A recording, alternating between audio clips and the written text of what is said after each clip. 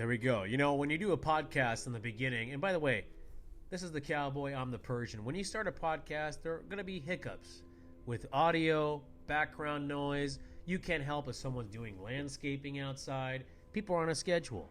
I didn't call the shots, neither does my friend here. We just roll with it. That's what this show is all about, dude. We just roll with the punches. Cowboy, big topic, UFOs and the extraterrestrial phenomenon. What are your thoughts on this? I think aliens are here and they're among us, and I think you are the prime example of what they look like in today's society. I honestly will say this about extraterrestrials. I think that we have always been visited throughout our, early stage of humanity, maybe even before. You saying Jesus was an alien? I honestly think there could be a possibility. There could be a possibility. We'll get into that a little bit later in this segment. But, the Navy recently, the governments all throughout the world, they cover this shit up because they don't want people to know that extraterrestrials, obviously are real. You saying we can't handle the truth, Sam? We cannot handle the truth. If you can't handle a simple well, it wasn't simple, but if you can't handle COVID, then how the fuck are these people going to handle UFOs? Okay, that's going to change business, religion. Religion's going to be kaput. It's going to go out the window, dude. Once the extraterrestrials come down. I mean, do you think we should worship them then? Wasn't there a Rick and Morty episode about that already? I don't want to worship them, but I do want them to maybe help us with some of our problems. With regard to climate change, with regard to technology, that'll be nice. But obviously they want something in exchange. They want to dominate us. But with extraterrestrials throughout time, they've been here. They've had a huge influence. You look at the pyramids in Egypt. How the fuck can an Egyptian from ancient times slug over a huge piece of stone that weighs, I don't know, like a bunch of tons and put it perfectly in the shape? I mean, you look at the pyramids, they are directly aligned with the stars. That's just crazy to me. They didn't have the technology to do that. Well, that's because the pyramids were actually a power generator. They have chemicals that were inside the bricks and the stones right there, and so it all vibrated at the right frequency, and the power generated up to the point, and that's where they were able to hold it and harvest it right there. Well, I don't know about all that, but what I'm saying is this. I think he's just bullshitting me as usual. But I think that they got help from a different species of non-humanoid people came here, and they wanted to give us a boost because to help our civilization in the early stages. So they helped them, and I think this pyramid is not a sculpture that's the Egyptians made. They made it, but they got help from another entity, and it's a signature. You look at 6 of the 7 continents, there are pyramids on every fucking continent except for Antarctica. I mean, they probably have pyramids underneath the ice there. We just haven't seen it yet. That actually could be true. Because Antarctica, I mean, like, it's appeared on some old maps. Before we even knew that Antarctica existed, we had maps of it existing. So, kind of an interesting situation there. So, maybe we did. The Earth used to be a really warm and hot planet at some points in time through its history, Well, who knows what happened? Well, my thing is this. I mean, you have governments that have been covering this up for a long time. I mean, out of all the UFO sightings, maybe 60-70% could be bullshit. Could be a weather balloon, could be a bird, could be space junk. But come on, give me a break. The other 30% is accurate. There are things that are not human, that we can't even explain. They don't have propulsion. They don't have windows. They're going at a crazy speed. Within seconds, the thing is gone. Just recently, on 60 Minutes, there was a report by a Navy fighter pilot off the 100 miles off the coast of San Diego. As you know, San Diego is a military town. They have a lot of naval installations there. So they were doing a drill off the coast of San Diego, about 100 miles in the Pacific, and they saw this tic-tac-like object that was just hovering over the water. So these 2 fighter jets intercepted it, and they started doing kind of like dogfighting initially, like kind of like these kind of war games. They started following each other. And the fighter pilots said, hey, this thing is not human technology. It's going at speeds and angles, and this is not our technology. Hopefully China's not making this because that's a concern. But it definitely is non-humanoid technology. And this thing eventually crashed in the ocean, but it didn't crash where there's a crash site. It went into the water like a vehicle. Yeah. And for a couple decades, these guys were just, told to be quiet. It's hush hush by the Navy. And then recently there's been videos and there's been articles written, and eventually the Navy came out and said, yes, this is 100% accurate. We did encounter this back in, I believe it was 2004 or something like that. So they're not denying it. And now the UFO reports are coming out annually. One just came out recently about, they're calling them UAPs, unidentified aerial phenomena, because they've changed the name essentially. Well, everyone loves a new acronym too, right? Yeah, everybody, they like creating new things, but I call them UFOs. Yeah. But essentially, what my thing is, these entities are visiting planet Earth. Maybe it's like a launch pad for them to travel through interstellar space. They see this luscious planet with life, and they're curious about us, and they're studying us. But if they want to contact us, they know that we're not ready yet. We're a stupid species. We're fighting each other for natural resources, killing each other over money and oil and water and whatever have you. So they say, hey, these guys are not ready yet. They haven't passed the test for contact and initial interstellar travel. We're behind. We're very behind. We don't have the technology yet, but we're making small strides with these missions to Mars and sending satellites deep into space. And now we're going back to the moon. Let me ask you a question. Do you think the moon landing was real? Yes or no? Yes. I also think that it was real, but some things are a little fishy. Like, for instance, Neil Armstrong, or was it Buzz Aldrin, one of the two, said that on their approach to the moon and when they landed, something was following them. That wasn't their technology. Something was observing them without being hostile.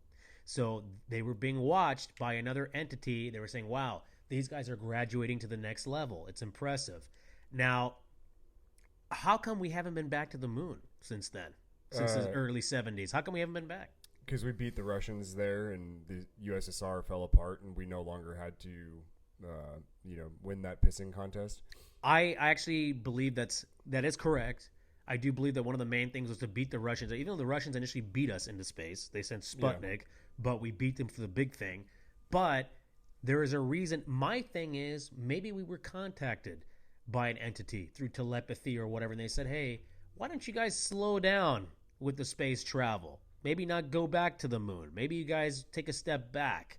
Because it's very weird to me that we went to the moon and we just stopped. Obviously, the moon is the moon. There's really nothing to see, but they could have maybe built a base there. They could have built something. And I know they want to go back now. Well, I mean, I saw that in Transformers too, right? What was it, Dark Side of the Moon or something like that? Yeah, we know the Transformers are there, making a base out of the moon, and it's something's there, and or maybe it really is a block of cheese. Who knows, right? But I don't know about all that. But have you heard of the rare Earth hypothesis, though? What is the rare Earth hypothesis? So you tell me. The rare Earth hypothesis is that the conditions for human life to exist are so phenomenally rare that even though there are billions and trillions of other stars and planets out there, right, that it's extremely unlikely for habitable planets to be that close to each other. Right. And if they are habitable, they also have to be habitable for long enough for life to exist there, and for humans to evolve, or intelligent life to evolve on that. Right. Then there's another window that we have to get through, which is to be able to get smart enough to develop space technology and to be broadcasting signals at the very least out to there for someone to get another idea of us existing. And that technology became around what radio is like late 1800s when that first started coming out or something like that. Right. So this goddamn thing's like a fucking dick in my face, dude. Like, I just don't understand what you think you'd be used to it by now, but oh, yeah. God. Yeah. Yo, I love it. Go ahead. Sorry. But so the problem is so we've only had radio technology blasting our existence out into the ether for let's say 100 years now. Pretty much. You can say 100 years. But since then we've had nuclear technology, which is the power for us to destroy ourselves in that same. And that's time. A great segment. I'm gonna piggyback off. Yeah. So, but my point is though that there's a time period, because we're not an interstellar species yet. We can't travel. We don't have the technology. Yeah, we can't travel from star to star, from planet to planet. Like, we barely can get to the moon and back. You know. So if we're going to get out there and explore, we need to develop more technology. Absolutely. While this whole time that we're developing this technology, we already have the power to destroy ourselves in that amount of time. So what is it going to take? Is it going to take 200 years to get to the point where we can travel to other star systems? Or is it going to take 100 years? That's 100 years that Vladimir Putin is sitting on nukes and deciding not to use them. So the theory is that at a certain point, a species gets smart enough to do interstellar travel. They also have the technology to destroy themselves, and conflict will eventually arise, and then we end up setting ourselves back to the Stone Age, and the whole process starts over again. Yeah, there could be just a threshold that we need to cross and get out there. Yeah, but, well, I mean, here's the thing. Obviously, in my projection, I mean, we're already starting the space travel by, going in our own neighborhood. We're sending satellites in a solar system. We're going to the moon again. There's big plans for putting a small base there. We're going to Mars. There's a plan to terraform the planet in Mars and making it a second Earth eventually. It's going to take a lot of time, but they want to start the process. These are baby steps for the eventual initial travel into space, into different star systems down the line, a couple hundred years. But in order to do that, you have to do these things. You have to get the foundation, the building blocks set up. But the one thing I did want to say, and you brought this up about nuclear technology. So there's different accounts by people who were on their deathbed who were military people. So when Eisenhower was president, and at that time, nuclear technology was booming. They were testing constantly. Yeah. They were doing a lot of different things. Manhattan Project, etc. Which I know you have deep ties to that, the Manhattan Project. Allegedly. So we won't get into that. But here's the deal. So initially, Eisenhower was in Palm Springs for some sort of event, whether it was like a convention or a semi-convention, whatever. He abruptly leaves the convention in Palm Springs in a hurry, and he not only left with his Secret Service or, his people, but he also left with high-ranking military officials. And it claims that they went to this desert military base in the middle of nowhere in deep Southern California, and they met with an entity that was kind of human-looking but very tall. They called him like the Nords or the Greys or something like that. And this entity talked to us humans through telepathy. And they said, we've been watching you guys now for years with your nuclear technology, and we have to warn you to stop using nuclear weapons and testing them because you are changing time and space, and you're affecting other entities by doing this. In exchange, we'll give you technologies to help boost your, technological aspirations in different fields, but we need you to cut down on this because it can become a problem. There you go with the hand gesture. Sorry, Eagly. Sorry about that. But they basically said that we met with these guys, and this is the warning that they gave us because we were using so much of this technology. They were witnessing this, and it was affecting space and time. When Eisenhower got back, so the excuse from Eisenhower was that he had a root canal. Oh. But you don't leave with a root canal with 100 people. You leave with maybe a few people to take you. Okay? And then the thing is, Eisenhower came back to this place, to this convention, and he was in complete state of shock. Didn't want to talk to anybody. He was very pale. He was freaked out. I mean, you see this 8-foot alien talking with telepathy, I would be fucked up too. Like, I would be terrified. Yeah. I mean. So, but these guys said it on their deathbed. They came clean. 5 guys came clean on their deathbed with the same story? I think it adds up. I don't think they're tripping out on medications. I think this is real. They were part of the LSD trials, dude. Don't worry. I don't know about all that, but definitely something was going on, especially in the 40s, 50s, and early 60s. There was a heavy UFO phenomenon, and a lot of these UFO sightings happen over military installations, whether they're military bases, naval ships in the oceans, or near nuclear submarines, nuclear ships, and nuclear bases. So you're saying the United States was testing experimental aircraft and used UFOs as a I'm not saying that at all. I'm saying that the extraterrestrials were basically observing us create this technology, and probably they did the same thing during their time in this elementary development, that they're trying to give us a warning. Hey, be careful with this shit. You're starting to cause anomalies in space, in time, in space. Calm down on this. We'll give you some technologies. And this is not the first entity, apparently, that the United States or European governments have met. There have been multiple species that have given this warning. Mm-hmm. Now, my question is, why haven't these extraterrestrials, they've seen this planet, how lush as it is, it has tons of resources, could be viable for them. Why haven't they just fucked us over and said, fuck you guys, we'll kill all of you and take over? Let me ask you that question. Maybe our planet isn't that interesting. Maybe we think it is, and maybe it's just not that extraordinary. I honestly think that if you're an evolved species and you can travel through interstellar space, I think you're past the point of like attacking another planet and taking over. I think they have bigger aspirations and contacting and exploring space. I don't think that's their big thing. The other thing I will say on this is that, you know, I'm a firm believer in aliens. I have a firm believer they're in our culture, in our civilizations, in our early elementary stage. I mean, you look at ancient times, you see the pictures of, you know, gods on chariots, you know, like in church or whatever. Those chariots could actually be real spaceships, but they make it look like gods. Like you look at the Egyptian characters, the hieroglyphics and all this kind of shit with the dog-looking creatures and the birds with, you know, human, like, because the aliens made the pyramids, right? I honestly think my prediction is that the aliens helped the humans make the pyramids as a signature, as a joint effort into helping our culture evolve. And it was because it directly aligned with the stars. So there is some sort of signature and some sort of thing. And I honestly think, I mean, this could be a controversial statement. And listen, I make a lot of statements, but, you know, these prophets and things like that, kind of a theory. What if they were extraterrestrials kind of in the human body, but they were extraterrestrials? You never know. You never know. Anything is possible. Anything is possible. Amen to that. What is your take, Cowboy? Because you've been very quiet on this subject. I think that aliens are probably out there. I'm less convinced that they are among us, interacting with us, and helping the the Egyptians build pyramids. One, why? Why would they'd be like, oh hey, these stupid monkeys are on this planet. They're trying to put some rocks on top of each other and make a funny shape out of it. Let's help them out. You know, it's like I don't give a shit. Well, I think it's bigger than that. I think they were here way before, but they were helping them in different areas. Maybe helping them with technology, helping them. They didn't want to contaminate our culture too much, but they wanted to help us. Maybe there was a problem at the time. Maybe human civilization was going to end, and they helped correct it to help us out of that rut. But I do think that there is a connection with an ancient type of alien. That's why hence Ancient Aliens, the show. But there is a connection with that.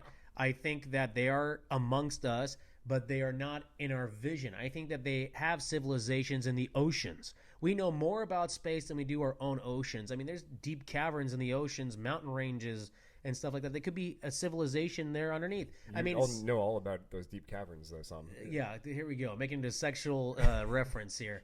But, you know, I think they could be in there. And, you know, they don't want to show their face because they see how crazy this planet is. I mean, we can't even handle the COVID virus, and all of a sudden some extraterrestrial says, I want to make peace with you guys. I want to make a connection. People are going to freak the fuck out. People are going to go crazy. They're not ready for something like that. So, in the end, they have the ability to come to this planet, travel here, and have the ability to hide. So they're probably hiding in mountainous areas or hiding deep, in the ocean surfaces.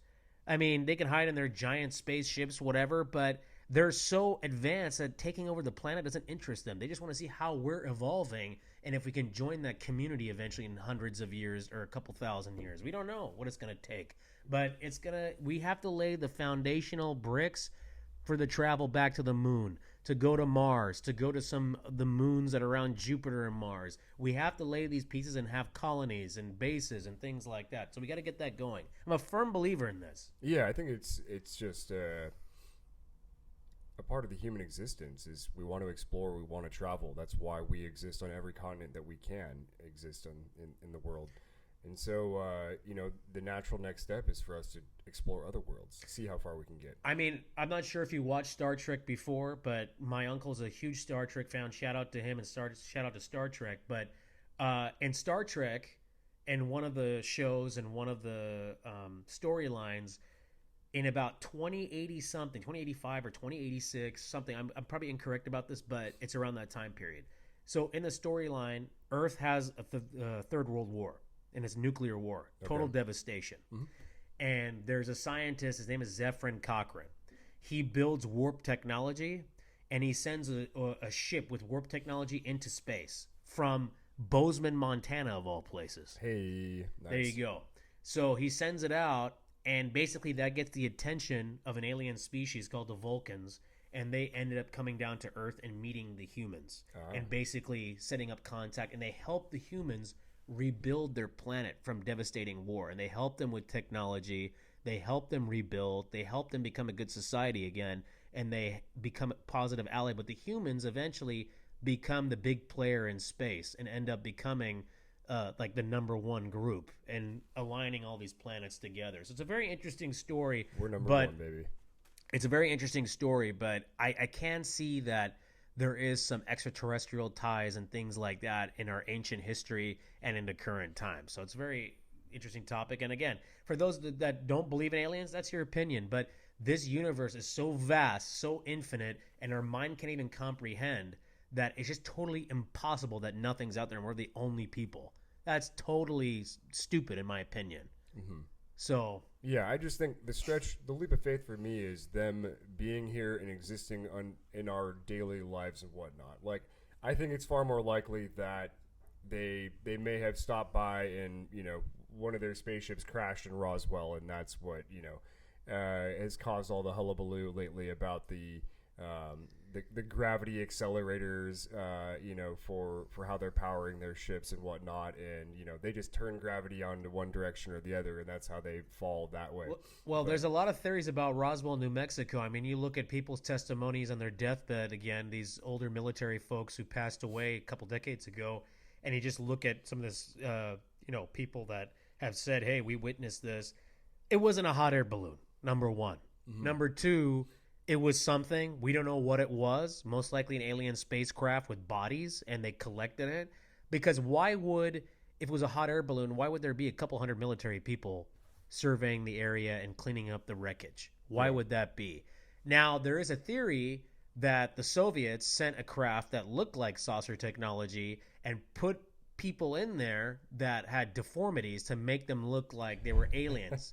So that's basically no. So seriously, there was something like that, but I don't think it was. I think that this was an extraterrestrial spacecraft that crashed, and they wanted to cover it up. And luckily, back then, you didn't have the, you know, cell phone. You didn't have social media back then, so you couldn't easily capture these images if you were like a bystander. And if you did, they'd probably clip you. Mm-hmm. So they covered it up. And there's a lot of these situations that have come up in history, crash landings and things. I mean, in Texas, in what was it, the late 1800s, they apparently, Texans in the small town came upon a crashed alien ship with an alien in it, and they buried the body, apparently. I mean, there's different episodes, different takes, conspiracy theories, but this is something that I enjoy talking about because it's just so vast. I can tell. So interesting, but if aliens are listening to this podcast, which I highly doubt it, but if they are, please come help us. We are a stupid species. We need help. I think you're going to say, please like and subscribe. Like and subscribe because we need help. We got a lot of problems. We're killing each other for oil, natural gas, water. Water is going to be the next, movement towards war. Water is going to become very scarce. We're going to fight each other for water. Food will become scarce. We need help. So wherever you are, you know, the alien community, you know, extraterrestrials, please help us because we need help. Yeah. So how do you think the pyramids were built? Do you think the aliens came down and levitated the stones? I think they helped us with, they probably had ships. They probably had little, you know, like an excavator style. You know, they had the claw on the ship. They picked up the stone, put it in a perfect place, did it again, and they had help from the bottom. Some laser alignment going on. Absolutely, absolutely. Because in ancient times, how the fuck do these people have the technology to do that? I highly doubt it. There's a conspiracy around it. And by the way, when WikiLeaks came out, Wait, can you do a Trump impression real quick, Rick? Excuse me. WikiLeaks came out. I was exempt from all wrongdoings. I believe in extraterrestrials as well, but they better come to Trump Tower because I need the publicity. So, but Lydia, when WikiLeaks came out, in Julian Assange, the guy that ran WikiLeaks, in one of the documents or whatever, it basically said that in Antarctica there is a secret UFO war going on between human fighter jets and orbs in Antarctica. Basically, there's something going on, like war games. Basically, they're fighting each other. I don't know if they're firing upon each other, but they're following each other in Antarctica. They're saying that there's some sort of alien base, big alien base in Antarctica, underneath the ice and the snow and everything like that. Antarctica is going to be a very interesting thing when climate change really becomes serious and the ice melts over there and things become a little bit more open. That's going to be a place where a lot of people are going to flock to. Well, Antarctica is holding the whole world, all the water into the world too, right? Exactly. Because it just circles all the way around the flat Earth that we live on, and it's the big wall that holds all the water in for us too. So well, and the thing is too, we can't hope that this fucking guy with the jokes. Gotta throw out a flat Earth reference. Yeah, there, the flat Earth. What are you, Kyrie Irving? You gotta knock that shit off, hey, dude. I saw some convincing articles, man. I don't know about all that. Kyrie's too much. Interesting, Kyrie's too much. The world looks round because the lenses are round, dude. I'm not all about that. Like I said, I'm a realist, dude. But at the end of the day, this is a very interesting subject. And it's going to become more and more as technology evolves. We'll find out more. I think by the end of the decade, by the end of our time on this planet, into our next life. But in the next 30 to 40 years, hopefully we'll live longer. But, I'm giving a timetable. Hopefully we'll know who these aliens are, and maybe we'll come in contact. I don't know. Not us, but, the governments and stuff. They already know. They already came in contact. But for it to be mainstream. So, I don't know. We'll have to see what happens. If I was a Saudi prince right now, I would just build my own pyramid. Exact scale replica model, block for block, perfect replica out there in the desert. And then I would make, instead of hieroglyphics, I'd just use emojis on the wall and just try to confuse the hell out of people. And then, use some QR codes on the sides of things, too. Oh, my God. Dude, I'm having a serious segment here. You're talking bullshit, dude. I don't appreciate this. This is a very passionate subject for me. I'm serious, too. If I was a Saudi prince, that's what I would do. No, I'd this is build why my I love own you. This is why we have a show. He's got his opinion. I got my opinion. But you just brought up the word Saudi. Oh, God. And I want to talk about this because this was some of our viewers were messaging me on our page about Saudi Arabia's fund. Saudi Arabia has a fund that they invest in companies and everything because of their, oil that they've had for the decades. They have made a fortune off oil. Yeah. And they've now making the Saudi economy into a financial powerhouse, into a tourist powerhouse. And now they're investing heavily in entertainment and sports. Mm-hmm. And recently we've had Saudi Arabia encroaching on many friends. By the way, I'm an Iranian. I love Iran. I have no problem with Saudi Arabia and its people, but I have a problem with the Saudi government because they're overtaking many things. So last year we had the situation with Saudi Arabia and they were poaching. They have the Live Golf Tour. You've heard about that, right? Yeah. And they basically approached different people. They approached Donald Trump about this. They wanted to get Tiger Woods for like $700 million. Tiger said, no, I'm a PGA guy. Good for Tiger. Shout out Tiger Woods. I know you've had the problem with the sex, the drugs, and the drinking, but good for you, man.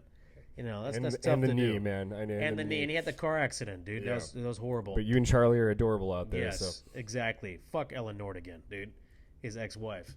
But anyway, so here's the deal. So they are trying to poach away golfers for the Live Tour. They got Mickelson, man. Because Mickelson's an asshole and he I think goes they got where the money DeChambeau, goes. Too. You know what? Fuck Saudi Arabia. And this is where I come in. I'll say something else after this. But then they poach. Forget the Live Golf Tour. That's one thing. Now they go after Ronaldo. Cristiano Ronaldo is now playing in the Saudi League for soccer. Didn't they get Messi too? They got Messi too. So Cristiano's making like $200 million a year. They try to get Messi for $300 million a year or something like that. They have that much money they can spend on one player, $200 million and $300 million. That's insane. Yeah, okay, they're building a brand new city in the desert. That's just a well. They have a lot line. of money. They should be doing that because it's you have all this space. You should do that if you have that kind of money, and you should have the best infrastructure, the best research. But Saudi Arabia has a lot of human rights issues. Oh, yeah. I mean, they barely let women do anything in that country. They finally started driving. You know how inhumane that is. Yeah, that's terrible. And then we're Saudi Arabia's best friend because we have mutual interests in the whole oil thing and the whole Middle East thing. We'll get into that later.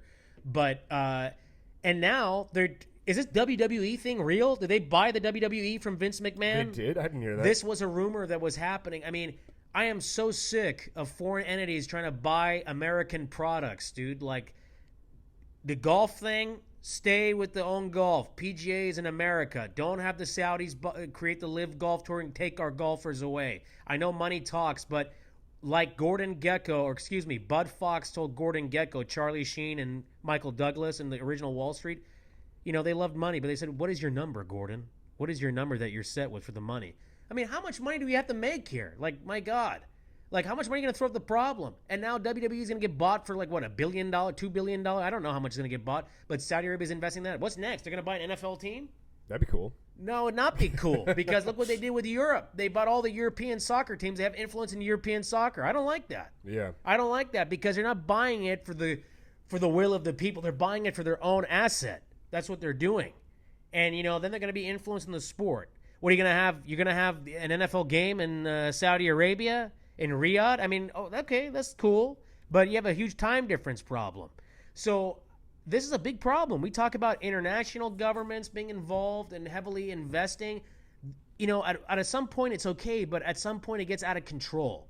Like you have China. China is buying so much land in the United States. They're buying a lot of land and real estate. You look at California. Here's my message to the Chinese government. California is not your investment, Disneyland, okay? You can't just buy a building and let it remain vacant. You can't buy homes in Palo Alto and let it remain vacant. There should be laws against this. Again, I'm not trying to discriminate, but what I'm trying to say is you have people here who are trying to buy homes, and then they're getting outbid by investors overseas, and they're buying these properties and letting the properties decay. This is incorrect. If you're going to do that, then raise the property tax on these entities for buying property in the United States or buying our intellectual property, like, this golf situation, WWE, and, whatever else. So that does bring up an interesting philosophical question about what do you do with the money that's been illegally made, right? So it's you gotta wash money, baby. Well, yeah, the cartel, right, in Mexico, they're raking in the cash because Americans love cocaine, and more than that. Yeah. But they've diversified into legitimate businesses, and so it's the question. Good for them. Well, I mean, that's the question, right? So should we punish them for they got this starter money illegally, but now they've put it into other reputable industries. So it's like, how do you punish them? Do you punish them after the fact? Like, of course, we want to stop the crime from ever happening in the beginning, but what do you do now that it's happened and they're just using this money that they use through human rights violations to try to get things going? This is a good segment for actually in a couple minutes, because I have a comment on that front. But with the money coming from Mexico, we don't know where it's. I mean, they're going into business, but we don't know where it is because they're so incredibly smart of how they wash their money. It could be going to this business, but we don't know. Yeah. But with China and other entities that are buying property in the United States, we know it's coming from China. They have an investment firm that represents their client in China. They come here, they buy the property. And that's incorrect because they're buying swaths of American real estate. This is an invasion of economic proportions of real estate, and they're letting these properties decay. They're buying homes, $2, $3, $4 million homes throughout the Bay Area. The property just remains there. It was somewhere in Palo Alto. The water pipe burst in a home near downtown Palo Alto. A Chinese investor had bought the property and was having it managed by a property management firm. Mm-hmm. Like, this guy should be paying top-tier taxes. There should be a law against this. You have to basically be here to buy the property. You cannot be overseas and buy it. Yeah. I don't agree with that. I do not agree with that. And again, this is not a racial thing. This is just a realism conversation because this is a big problem. This is happening all over America now. Americans are not able to buy these properties and to, have the American dream. The American dream is not the American dream that your grandparents' generation or my grandparents' generation could do. The American dream is now a very expensive dream, and it's hard for the middle class to actually achieve that dream now with the cost of goods, living, etc. But we can't have something like this. In Canada, do you know that in Canada they've passed legislation to stop international entities, especially from China, buying properties in Canada? They're starting to crack down on that. Interesting. We should do that in America instead of these stupid Democrats and Republicans basically jerking each other off, in the chambers over stupid bills. Pass a bill like that to stop this from happening and damaging the economy of this country. Please. Yeah, it's always interesting because you definitely always lean authoritarian on stuff. It's like, who, me? Yeah, we need to outlaw this, we need to ban this, we need to know that. No, because this is a declaration of war. It's not a military war. This is an economic war. And over the years, because of our corporate greed and money, I love money. Nobody loves money more than I do. But at the end of the day, you need to have a number of what you're comfortable with. And the thing is, our companies, like a prostitute, have spread their legs open for countries like China, for Mexico, for India to make goods overseas. We can't have that. I'm not a globalist. I'm for America, made in the USA. Create jobs this way. People will pay top dollars for goods if it's made in the USA. It's a pride thing. It's a patriot thing. Start training the American worker. Raise wages. There should be no excuse for homeless people in this country.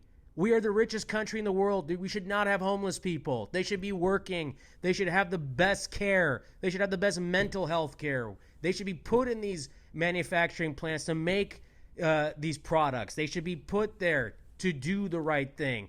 And gives them confidence, and it gives them the ability to work with good wages. Well, we can do these things. What if they don't want to do that, though? Then that's a big fucking problem. They should not be able to say, no, I don't want to do anything. That's a whole nother topic. So then what do we just force them to go in there then? Or like, if you live on the street and you can't make decisions for yourself, you cannot make you can't make choices for yourself. You're not in the right state of mind. You have to be hospitalized. You have to be taken somewhere to get rehabilitated. You have to have the treatment for it. Because the person that's living in the street with no water, has not bathed in over a month, the poor guy has, or the poor woman or man has mental health issues, they have to be taken care of. That is a human right.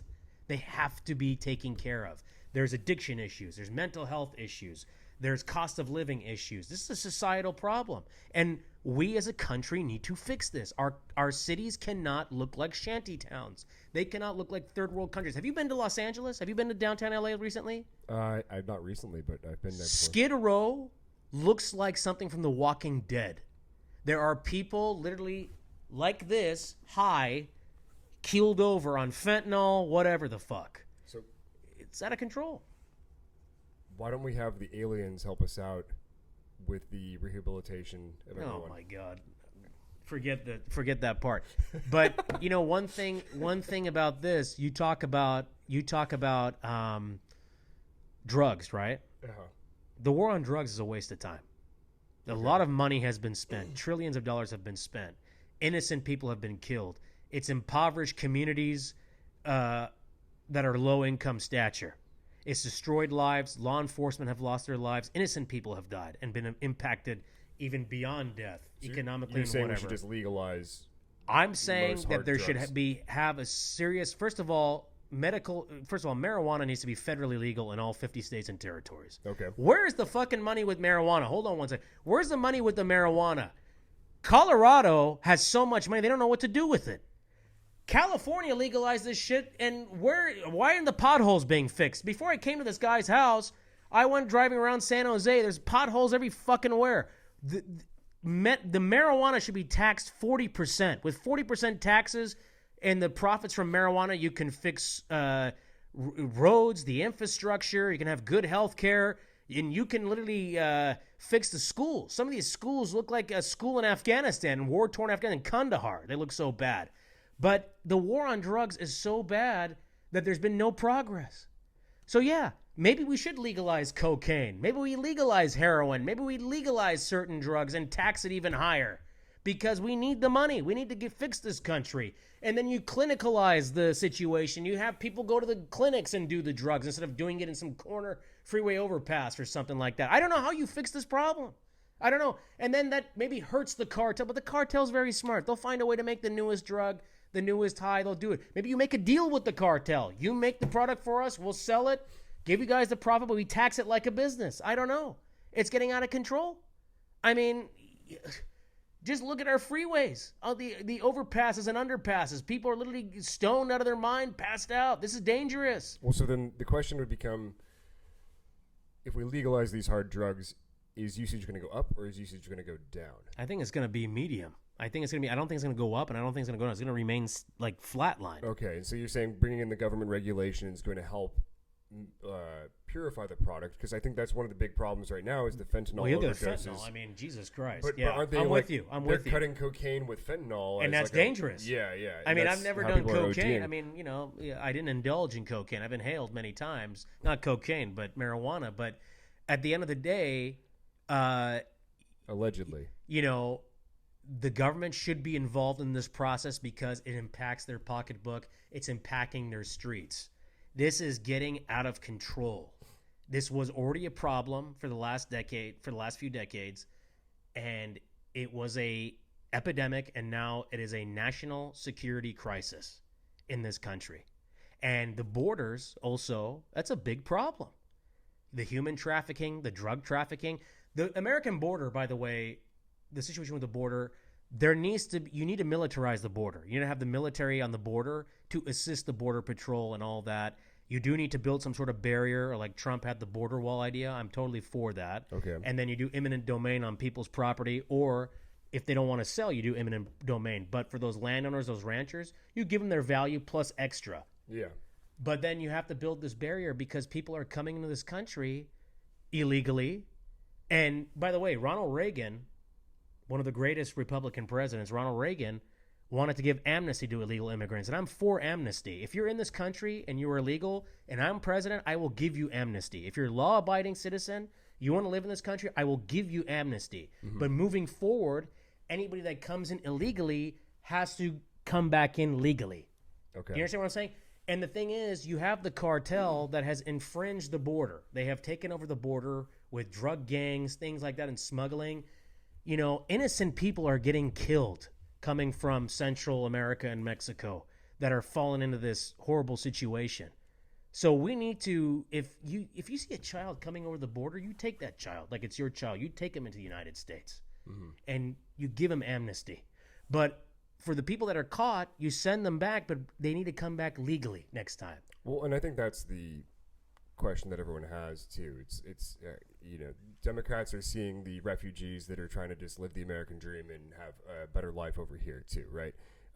Republicans are seeing the cartel and the human trafficking and the drug and gang violence that's coming across the border, and they want to stop that and regulate that too. So the question becomes like, that's the debate in Congress isn't even a debate about it because they're not even trying to solve the same problem. No, they have their own interests. And here's the thing: this is what I would do. My 5-point plan.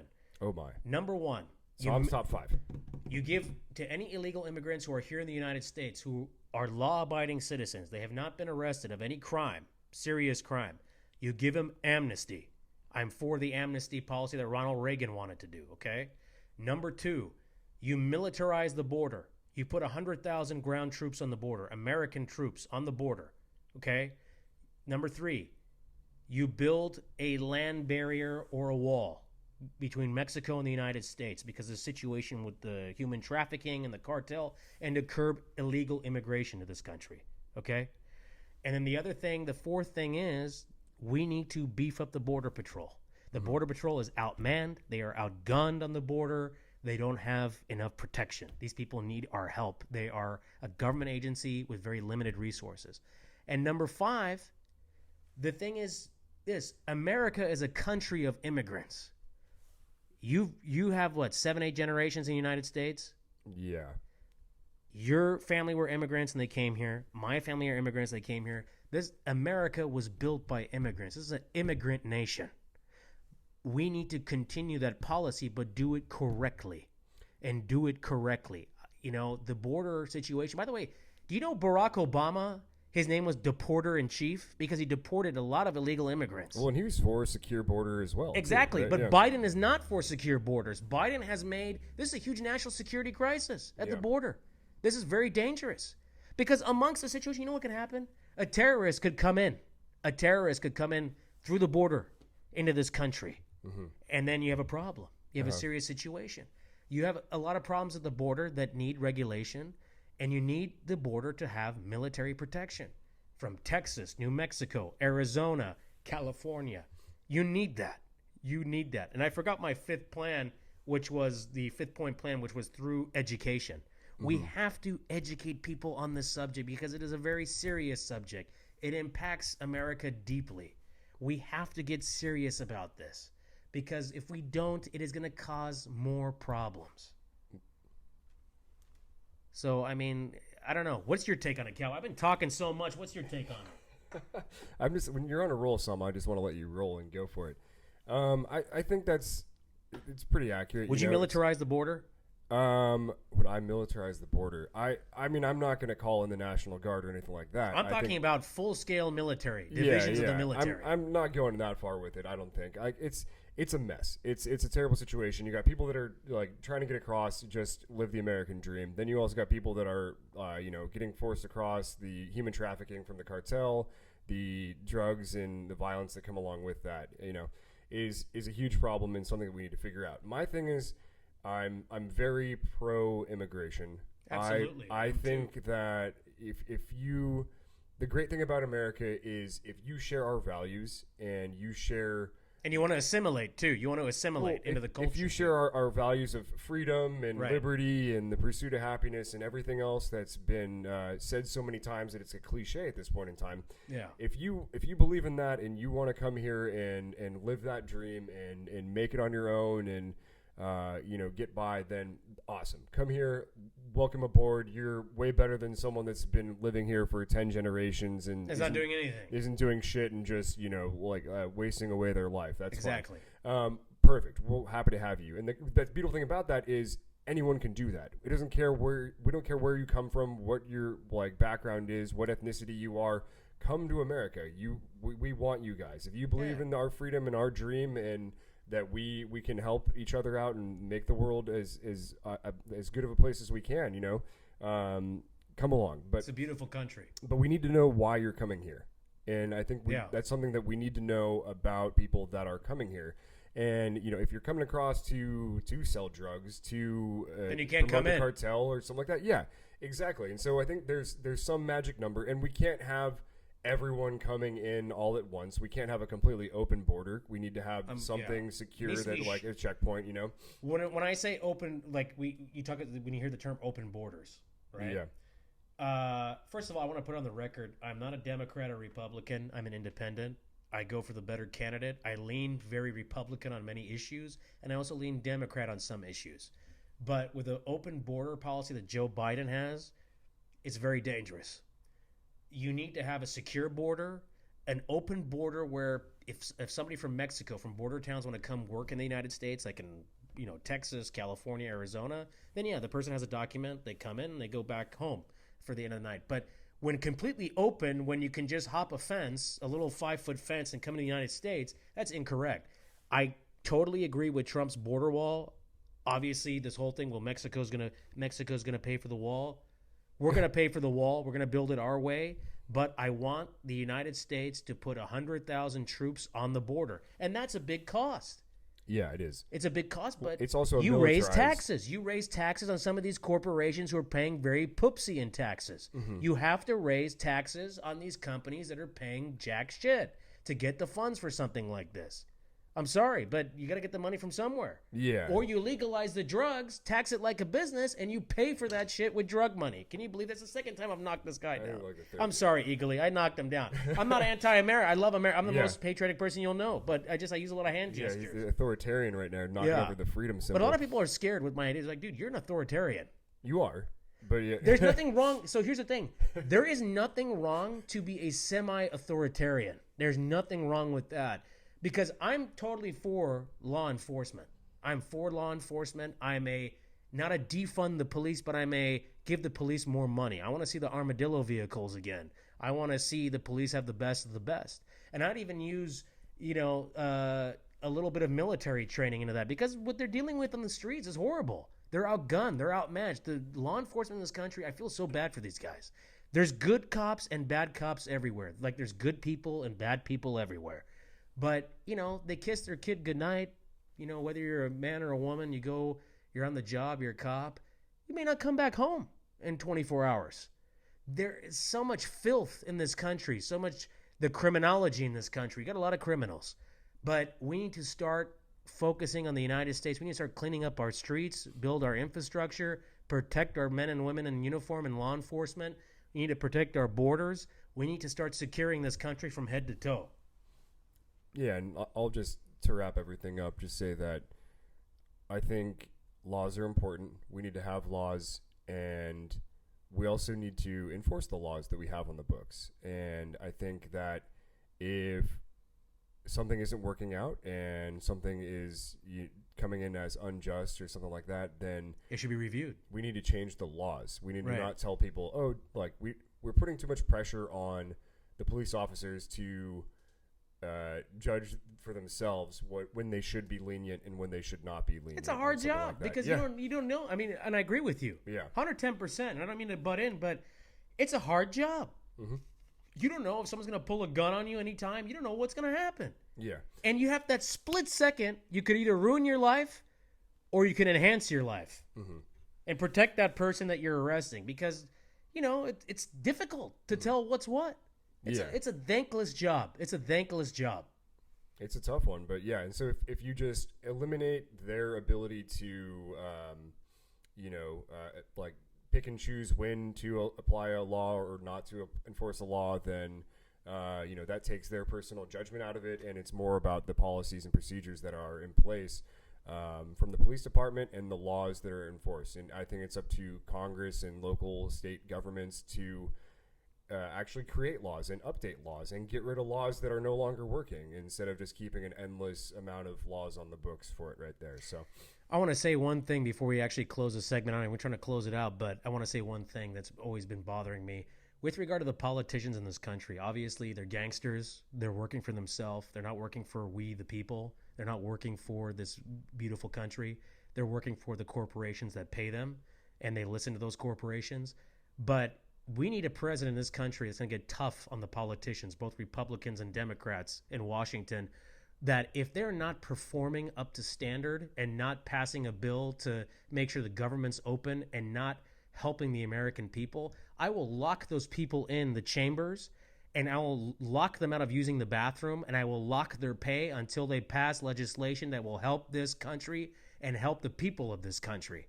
Because these politicians, they don't do shit for us. They don't do shit for me. Obviously, I'm not looking for a handout like we're a socialist country, but they should pass laws that make sense to protect us. all right, so with that, we're going to petition the aliens to enforce the bathroom sanctions on the politicians. And he's the Persian, I'm the cowboy, and good night, y'all. So long, folks.